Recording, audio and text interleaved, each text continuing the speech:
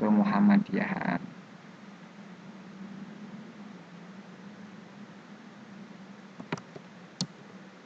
Oke, saya tampilkan dulu.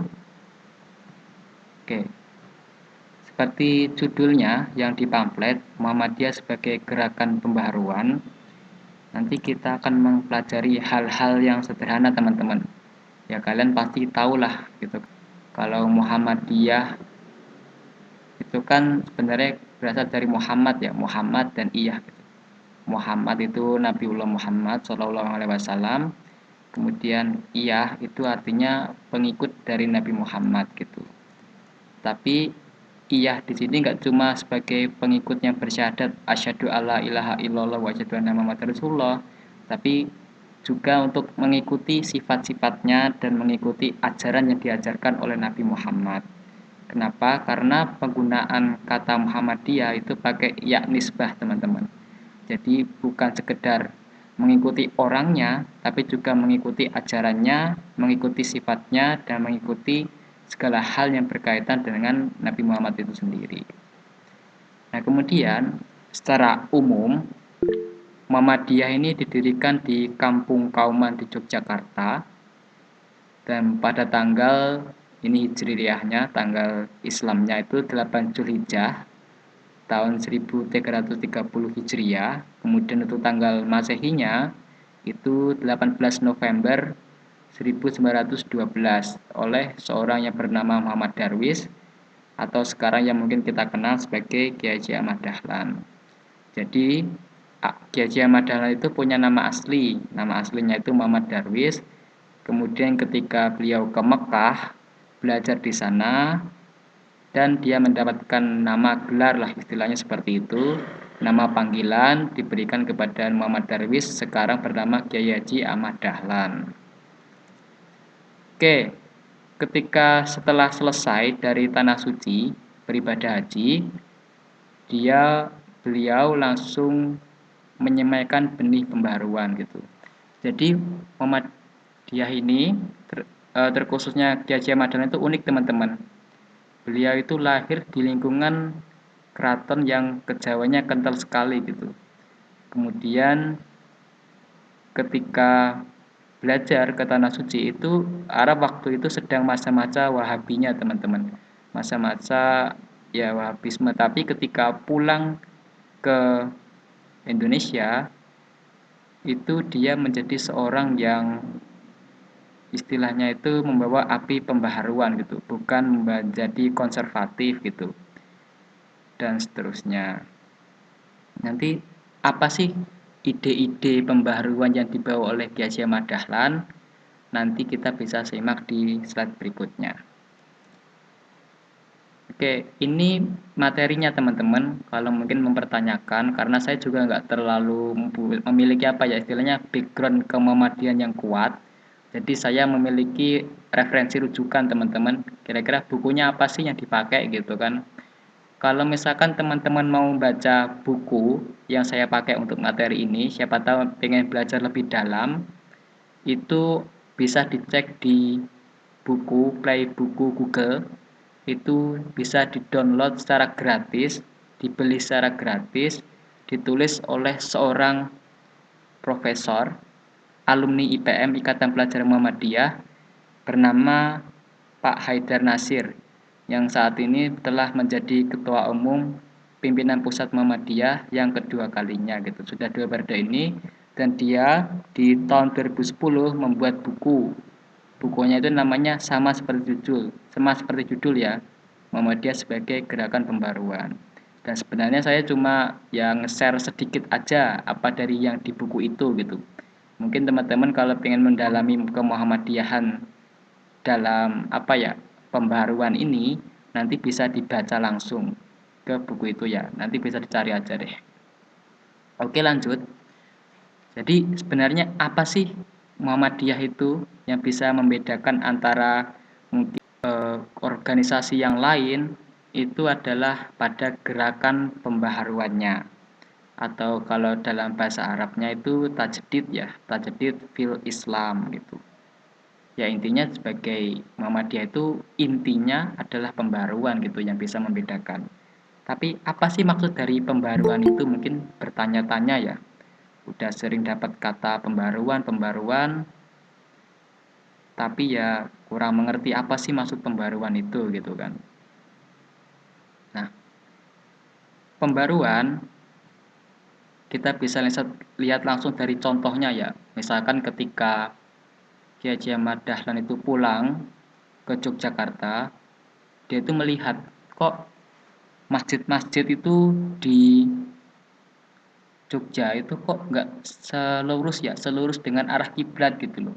Ada yang ke barat gitu kan, ada bahkan yang nggak ke barat, ke timur gitu juga ada tuh waktu itu. Kalau mungkin bisa lihat film itu di Sang Pencerah, cari aja itu film Sang Pencerah itu ada ketika Gajah Madonna itu membetulkan arah-arah kiblat di waktu itu gitu. Nah, kemudian ada juga tuh budaya sholat id waktu itu dulunya cuma di masjid aja, tapi sekarang udah apa ya istilahnya itu di lapangan gitu loh, sesuai dengan hadis Nabi gitu. Intinya pembaharuan itu kayak kita itu mendalami, melihat zaman ini kemudian melihat Islam gitu. Zaman ini sama Islam ini kira-kira ada nggak sih nggak sinkron gitu loh. Harusnya Islam itu kan memajukan gitu, memajukan kita, memajukan kehidupan kita, biar Islam itu memudahkan bagaimana benar-benar kalau ketika kita mengamalkan Islam itu benar-benar memudahkan. Karena Allah nggak pengen kita sulit dalam beragama, Allah pengen mudah kita mudah dalam beragama. Tetapi juga kita nggak boleh sembarangan keluar dari apa yang diajarkan dari Nabi Muhammad SAW gitu. Jadi intinya bagaimana kita beragama Islam itu secara pas gitu loh. Nggak terlalu menyimpang, juga nggak terlalu kaku gitu. Sesuai zaman, tapi juga nggak melewati batas-batas keislaman. Kalau pakai istilah ke apa ya istilah pakar atau istilah yang akademis itu kita pakai bahasa dinamis gitulah, Islam yang dinamis, yang sesuai zaman gitu. Oke, lanjut. Nah, jadi karena adanya pembaharuan-pembaharuan itu, gerakan-gerakan pembaharuan yang dilakukan Muhammadiyah, berarti bisa mengatasi ya antara pemikiran-pemikiran yang kurang maju, yang masih jumut atau bodoh, itu diatasi dengan hadirnya gerakan Muhammadiyah itu sendiri gitu. Misalkan kayak mengembangkan pendidikan Islam modern gitu kan, memadukan antara keislaman dengan ilmu dunia itu juga termasuk bagaimana membuat gerakan yang bisa istilahnya itu menyesuaikan tadi ya antara zaman dan juga Islam itu tidak sampai nggak sinkron gitulah. Maka itulah artinya dari pemahaman Islam berkemajuan yang menjadi materi salah satunya ya. Karena kita ada 3 materi. Yang pertama itu Islam berkemajuan, yang kedua adalah Muhammadiyah sebagai gerakan pembaruan, yang ketiga IPM sebagai gerakan belajar berkemajuan. Yang semuanya nanti akan berkaitan dan bisa diterapkan dalam kehidupan gitu. Oke, lanjut. Kemudian juga dia mempelopori lembaga-lembaga pelayanan kesehatan dan sosial kemasyarakatan. Misalkan kayak PKU itu kan, kemudian Lazismu. Nah, itu dasarnya dari gerakan Al-Maun gitu. Al-Maun itu kan ayat-ayat yang mengajarkan kita bahwasanya jangan sampai kita itu nggak peduli nih sama orang-orang miskin, nggak peduli sama orang-orang yang fakir gitu kan. Tapi nggak cuma kesadaran saya harus peduli gitu, nggak cuma itu, tapi dari kepedulian itu kita bisa membuat suatu gerakan lah atau suatu kegiatan atau suatu aksi, nggak cuma sadar aja kita harus peduli, tapi kita harus ada aksinya teman-teman gitu. Maka ketika memahami itu, PJ Madalan beserta muridnya langsung mengumpulkan anak-anak yatim, mengumpulkan orang-orang yang di jalanan gitu, para fakir itu dikumpulkan, kemudian diberdayakan. Nah, kemudian ada gerakan perempuan Islam ke ruang publik. Jadi Islam itu bukan cuma sekedar ya apa ya istilahnya, cuma istilahnya apa ya istilahnya ya. Istilahnya itu cuma sekedar di rumah, nggak boleh kemana-mana, harus cuma manut-manut gitu aja gitu loh. Perempuan juga boleh itu berdakwah, perempuan juga boleh itu untuk mendapatkan pembelajaran pendidikan Jangan sampai laki-laki aja yang pinter, perempuannya cuma tahu rumah aja. Kalau misalkan perempuannya nggak cerdas, nanti bagaimana kalau misalkan dia mudah terpapar gitu kan. Makanya kalau ada hoax itu karena perempuan itu pendidikannya mohon maaf kurang, jadi dia nggak bisa mengetahui tuh mana hoax mana benar gitu kan, maka itu bisa mempengaruhi dalam kehidupan bermasyarakat juga. Itu salah satu bukti konkret kenapa pentingnya gerakan perempuan Islam, bagaimana memajukan perempuannya, karena perempuan itu juga termasuk tiangnya peradaban. Perempuan rusak, maka bangsa ini juga ikut rusak. Selanjutnya kayak juga taman pustaka gitu kan, ada pengorganisasian zakat. Dulu itu zakat lewat kiai-kiai, tapi sekarang sudah ada di lembaga-lembaganya mengurusinya, ada kepanitiaan dan seterusnya. Tablik dengan cara-cara baru, berdakwah dengan cara-cara baru, kemudian juga membendung arus misionaris melalui amal usaha yang objektif gitu. Misalkan gini, dulu itu kepanduan itu ada bilang gini, kalau kita hormat itu kan tiga jari itu trinitas gitu kan, ya mungkin bisa dicari trinitas itu apa. Ya kita dakwanya simpel aja, kita ada namanya kepanduan Hizbul Waton gitu. Kalau misalkan tiga jari ini kita hormat gini dikhawatirkan trinitas, dan trinitas itu mungkin kepercayaan agama yang lain, nah gampang aja kita ganti aja tinggal 5 jari gitu kan, hormatnya 5 jari. Ya itu apa 5 jari? Rukun Islam gitu. Berarti itu kan simpel sekali gitu loh. Jadi kita berdakwah itu ya secara objektif gitulah, secara cerdas gitu. Nah, kemudian pemikiran dan amal pembaruan itu terasa begitu luas sampai sekarang, bersifat inklusif dan objektif. Inklusif ini berarti dakwah kita Muhammadiyah itu nggak cuma untuk orang Islam saja, teman-teman. Nggak cuma untuk orang Muhammadiyah saja gitu. Orang NU boleh saja bersekolah di Muhammadiyah itu, bahkan banyak sekali, kadang lebih banyak daripada Muhammadiyah itu sendiri kan. Tapi apakah ketika orang yang berbeda ormasnya dengan Muhammadiyah masuk harus dipaksa jadi Muhammadiyah? Kan enggak. Bahkan orang yang non-Islam, misalkan Kristen itu masuk ke Muhammadiyah, sekolah di Muhammadiyah, keluar itu tetap Kristen teman-teman, walaupun juga hafal Sang Surya, nyanyi Sang Surya, ataupun bahkan juga kadang hafal dari Al-Fatihah dan seterusnya, tapi dia tetap Kristen, nggak dipaksakan dalam dia itu memeluk agama Islam, karena tidak ada paksaan dalam memeluk ajaran agama Islam. Oke, kemudian juga faktor-faktor kenapa sih Muhammadiyah itu lahir. Ini saya nyambi-nyambi ya teman-teman, harus record, harus juga meng-ACC, kemudian lanjut PPT, serta semuanya nih. Oke, kita lanjut ya. Tadi sampai ke faktor-faktor kenapa sih Muhammadiyah itu lahir gitu kan. Tadi kita sudah tahu bahwasanya ada banyak gerakan ya, seperti tadi itu lembaga pendidikan Islam modern, kemudian juga pelayanan kesehatan dan sosial kemasyarakatan, ada pemberdayaan masyarakat miskin dengan gerakan Al-Maun, kemudian ada juga bagaimana gerakan perempuan Islam berkemajuan di Aisyah. Lanjut kita faktor-faktor. Bagaimana gerakan berkemajuan itu lahir gitu. Gerakan berkemajuan ini lahir. Pertama dilihat bahwasanya umat Islam itu kayak tidak memegang teguh tuntunan Al-Quran dan Sunnah Nabi gitu loh. Sehingga banyak sekali tuh syirik, kemudian juga bid'ah, ada juga khurafat. Sehingga Islam itu kayak bukan golongan yang terhormat dalam masyarakat.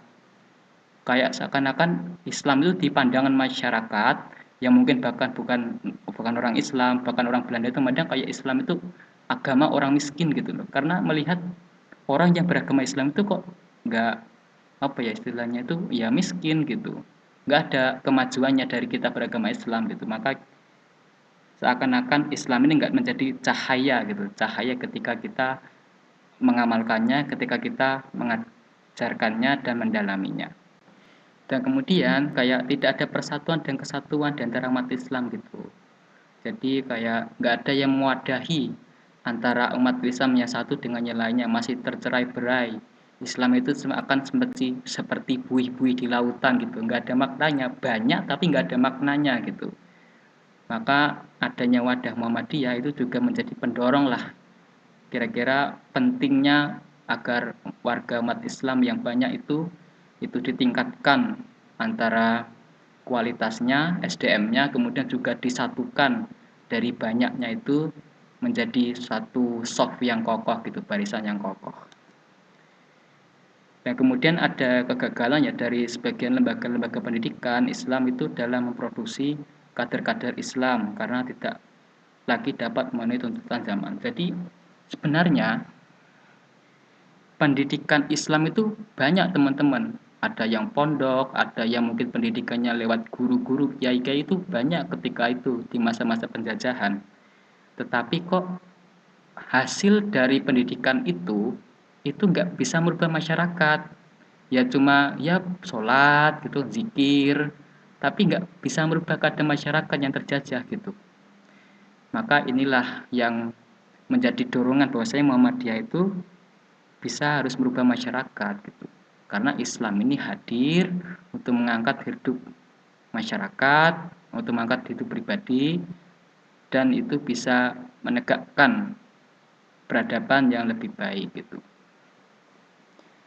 Nah kemudian adanya umat Islam ini kebanyakan dalam hidup fanatisme yang sempit gitu, taklid buta, terus kemudian pemikiran yang secara dogma-dogma gitu kan.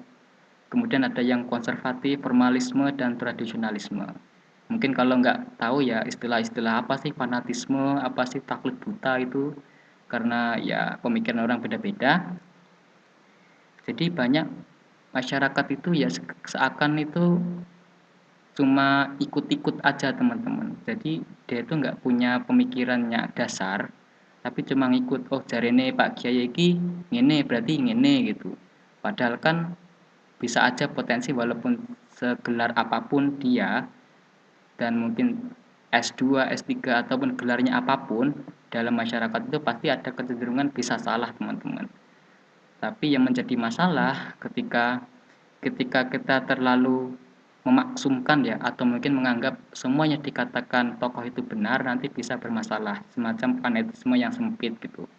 Ketika kita menokohkan sesuatu atau seseorang dan dia beranggapan salah tapi karena sudah terlanjur fanatisme ya fanatik lah itu fanatik maka ya bisa membuatkan kerusakan kemudian bertaklid buta gitu taklid itu ya seperti tadi mengikuti dan buta walaupun entah dia benar atau salah penting saya ikuti gitu kemudian pikirnya secara dogmatis gitu dogma itu seakan-akan ya kita sholat 2 rakaat gitu kita sholat 4 rakaat dan seterusnya ya kita mengerjakan itu karena perintah-perintah teks aja tapi kita nggak ngerti kenapa kok kita disuruh sholat kenapa kok kita ada sholat subuh, sholat duhur seakan-akan kita memahami Islam ini secara ya kurang lengkap gitu kita tata caranya udah tahu tapi kenapa kita melakukan tata cara itu kita nggak tahu gitu kemudian ada konservatisme gitu kan memandang agama itu misalkan apa istilahnya konservatif itu